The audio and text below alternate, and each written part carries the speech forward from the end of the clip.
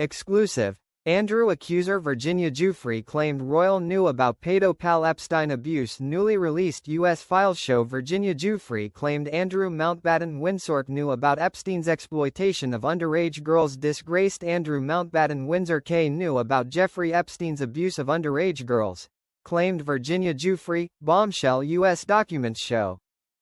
Buried within 23,000 pages of files, images, and emails released by the House Oversight Committee is a transcript that contradicts the former royal's denials on BBC Newsnight that he knew nothing about Espal's criminality. Previously, Giuffre has spoken of her own claimed abuse at the hands of the former Duke, which he categorically denies. Still, it has never been claimed before the King's brother knew about Epstein's underage abuse. While speaking to Emily Maitlis in 2019, Mountbatten Windsor was asked directly if he had any indication of Epstein's criminality. He emphatically denied any knowledge. He said, "At the time, there was no indication to me or anybody else that that was what he was doing, and certainly when I saw him either in the United States, when I saw him in the United States or when I was staying in his houses in the United States, there was no indication, absolutely no indication. And if there was, you have to remember that at the time I was patron of the NSPCC's Full Stop campaign, so I was close up with what was going on in those times about getting rid of abuse of children, so I knew what the things were to look for, but I never saw them." Maitlis then said, "So you would have made that connection because you stayed with him, you were a visitor, a guest on many occasions at his homes, and nothing struck you as suspicious?" He replied, "Nothing." She said, during that whole time, the former Duke of York stated, "Nothing." However, a trove of documents released by the House Oversight Committee reveals an interview with Giuffre on April 7, 2011, in which she was categorical that the disgraced former royal knew. She was asked by lawyer Jack Scarola, "If we were to take sworn testimony from the people I am going to name, and if those people were to tell the truth about what they do you believe that any of the following people would have relevant information about Jeffrey's taking advantage of underage girls? So name and you tell me yes if they told the truth, I think they'd have relevant information, or no, I don't think they would, or I don't know whether they would or not." Okay, you understand? The attorney then mentions several names, including magician David Copperfield, to which she replies, "Don't know." However, when asked about the then Prince Andrew, she responds, "Yes, he would know a lot of the truth. Again, I don't know how much he would be able to help you with, but seeing he's in a lot of trouble himself these days, I think he might, so I think he may be valuable." Then casting an aspersion on the former Duke of York, she adds, "I am not too sure of him." The details emerged as Andrew and Donald Trump were warned today that the 23,000 Epstein documents released so far are just the tip of the iceberg, with thousands more explosive communications yet to surface. Capitol Hill insiders told the Mirror that the latest batch of files, already linking the disgraced financier to political and royal power players, represents only a fraction of what congressional investigators are preparing to publish. One senior aide described the unreleased material as potentially catastrophic for several world figures, including the U.S. President and Andrew. Trump, already under fire after Epstein's emails suggested he knew about the girls, is said to be deeply anxious about what might emerge next.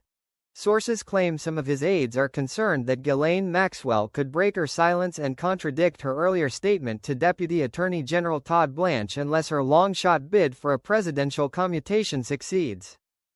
She said in July, while held in Tallahassee prison, that she saw nothing untoward about her time with Trump. A week later, she was moved to a more comfortable prison in Texas. But Maxwell, serving 20 years for sex trafficking, has reportedly grown frustrated with what she views as broken promises over her treatment. For Andrew, whose friendship with Epstein, who died by jail cell suicide in August 2019, and Maxwell, 63, has already destroyed his public standing, the new warning reignites fears that his name might reappear in future disclosures. Washington insiders say investigators are now reviewing tens of thousands of additional documents and private messages recovered from Epstein's seized devices. Evidence one source described as career-ending, maybe worse for those named. Among the newly released files is what appears to be a 2011 email exchange between Epstein and Mountbatten Windsor, a chain that also involves Maxwell. The documents show the disgraced socialite, the daughter of crooked tycoon Robert Maxwell, forwarding a mail on Sunday press inquiry from a journalist named Mark Cohen, who wrote, "FYI, following up on my email of this morning. Again, I have no intention of responding unless you direct otherwise." Maxwell then sends the message to Epstein, who promptly passes it on to someone listed simply as the Duke. Andrew appears to fire back almost immediately, sounding baffled. "What? I don't know any of this. How are you responding?" Epstein's reply, riddled with typos and dripping with sarcasm, reads, "Just got it 2 minutes ago. I've asked lawyers to send a letter. Not sure, it's so salsisu, sick, and ridiculous. I am not sure how to respond. The only person she didn't have sex with was Elvis." Andrew then seems to respond with a note of desperation. "Please make sure that every statement or legal letter states clearly that I am not involved and that I knew and know nothing about any of these allegations. I can't take any more of this my end." A response read. The newly released emails include a message in which the late financier states that Andrew did have his photograph taken with Giuffre. The former Duke, who has been stripped of his titles, has previously stated that he did not recall meeting her and suggested that the image showing them together may have been doctored. Giuffre, who took her own life earlier this year, alleged in her recently published autobiography that she had sex with Andrew on 3 occasions as a teenager after being trafficked by Epstein and Maxwell. Andrew has consistently and strongly denied the allegations. However, the new correspondence that has emerged reveals that the email discussing the photograph forms part of an exchange between Epstein and a journalist in 2011. The picture in question, first published in 2011, showed Andrew with his arm around Giuffre inside Maxwell's London home. Although the name of the girl is redacted in the email, Epstein is referring to her. At the time, Ms. Giuffre had spoken to the Mail on Sunday, which published both the photograph and her account of meeting Andrew while traveling with Epstein. In the email, Epstein wrote to the journalist, "The girl has fled the country with an outstanding arrest warrant. The sick, after she accused others, said in writing that has no credibility. She was never 15 years old working for me. Her story made it seem like she first worked for Trump at that age and was met by Ghislaine Maxwell. Total horseshit. The Daily Mail paid her money. They admitted it, with the statement that it took money to coax out the truth. Yes, she was on my plane, and yes, she had her picture taken with Andrew, as many of my employees have. I have never misled you. This girl is a total liar. Authorities should check her Australian immigration form. I will ask if they will cooperate, Prince People." Andrew continues to face scrutiny over his association with Epstein and Maxwell, although he maintains that he had no involvement in or knowledge of their alleged criminal activities. Meanwhile, Trump biographer Michael Wolff has claimed that major media outlets have refused to publish more than 100 hours of videotaped conversations he recorded with Epstein. Speaking on the Inside Trump's Head podcast, Wolff said, "Everybody has been pitched.